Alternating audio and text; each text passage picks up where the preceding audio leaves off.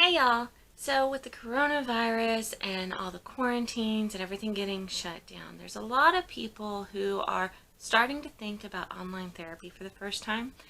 And as somebody who absolutely loves online therapy, I wanted to take a minute to share with y'all some of the things that you should consider, that you should be asking if you're looking into online therapy right now.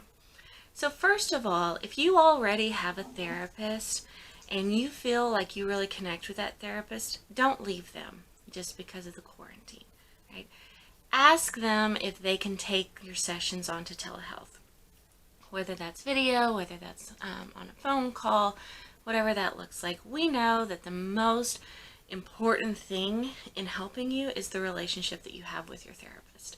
So you're probably going to be better to stay with that person that you've really clicked with, even if you go through a couple of really funky kind of online sessions until we can get back into the office. If your therapist is unsure about doing online therapy, there's a lot of us in the online therapy world, and there's a lot of people who are training online therapists who are doing everything we can to help people who are needing a kind of crash course in this modality. So we're going to help them. We're going to, support you through that. If you've got somebody, stay with them. If you're looking for a therapist and you're like, I might be shut in my house for the next 6 weeks, I need to find somebody that can meet with me online, there's a couple of things that you need to be asking when you talk to therapists. So the first thing you need to ask is if they're using secure video platform.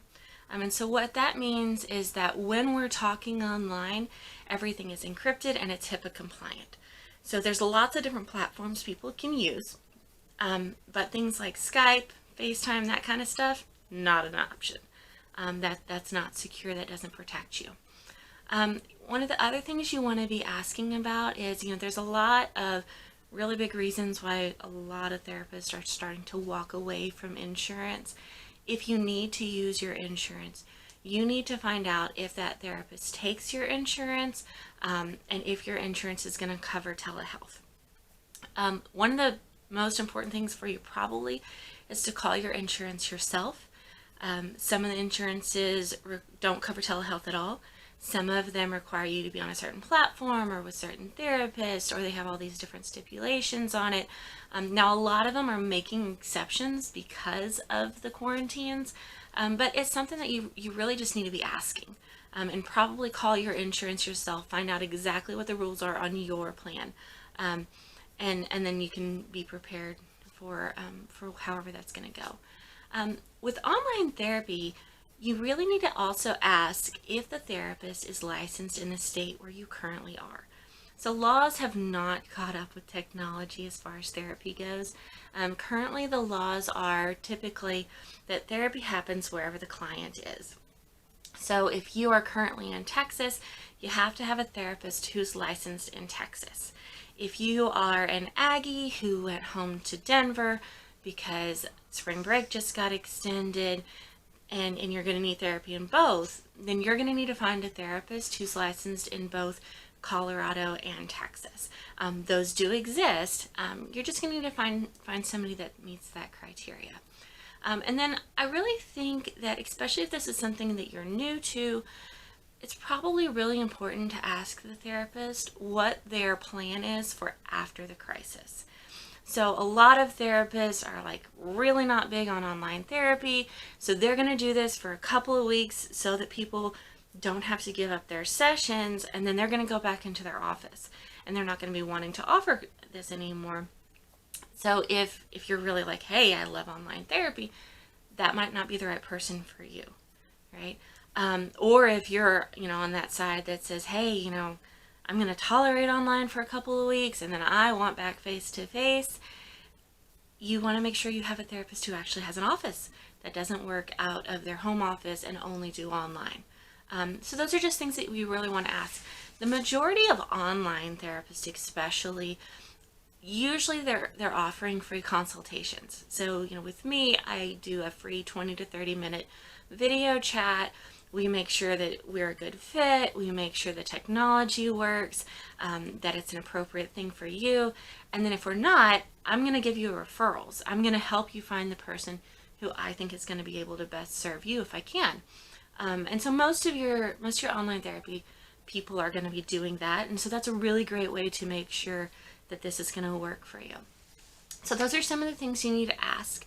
There's also a few things that are kind of different with online therapy that you as the client are going to need. The biggest of those is privacy. So if we're meeting in an office, then as a therapist, it's my responsibility to make sure that I've got sound machines, that nobody's listening in, that everything you say in my office stays in my office. With online therapy, we share that responsibility. So I'm going to make sure that nobody hears anything from my side. I'm not going to be sitting in Starbucks doing therapy with you. On your side, you've got a responsibility to make sure that you have the privacy so that nobody's overhearing, so that you can really engage in therapy. Sometimes that's easier said than done, obviously. But if you're at work, you need to make sure that you can have a private conversation without your boss listening in, with the door shut. If you're at home, it might mean locking yourself in the bedroom or sitting in the car. Now, here's the thing. We're not going to freak out about the pile of laundry behind you. We've got them too. If your child runs in the room and says, "Mom, I need you," that's, we're going to pause for a minute. So it's not a really rigid thing. But if you've got kids in and out screaming at you, you're not going to be really able to engage in therapy. If you've got people listening in on your conversation, it's going to be too hard for you to truly open up. And so we've got to find a space where you've got privacy. Just as a side note, if your dog jumps on your lap, totally good with that. I love seeing people's dogs. My corgi is currently sitting on my feet. So all of that's okay. But we just want to work towards having some privacy, right? The other piece that you really need to make sure you have is a strong internet connection. Typically, if you've got the ability to stream Netflix, then you're probably going to be able to work on the networks that we use. Now, there is a lot of concern right now because so many therapists are moving to online that some of the platforms that we use could get overloaded, and that could end up resulting in things like, like dropped sessions or some connection problems. Y'all just give us some grace. We're trying to, make sure we can serve as many people as we can right now. But on your side, try to make sure that you're able to stream Netflix, and that should be strong enough. You can meet on your computer, you can meet on your phone, whatever that looks like for you. If you're a couple and you're wanting couples therapy, which is kind of my specialty, I love couples therapy, and I think it works great online. I think it works best if you're in the same space. So turn your phone sideways, back it up enough that I can see both of you sitting on the couch together, and it's fantastic. If you do need to meet from different spaces, we do that all the time too, especially like my oil field couples, they're in different parts of the state. We can do that, and it works great. Just make sure that both of you are in the state where your therapist is licensed, right? If you are in Texas and you'd like to have a free consultation, I would love to chat with you about how online therapy with 1000 Hills Counseling might be a good fit for you. And if we're not, y'all, I am so happy to try to help you find the person who is going to help you get to where you need to go. You can click on the link, and I'd love to chat. Thanks so much.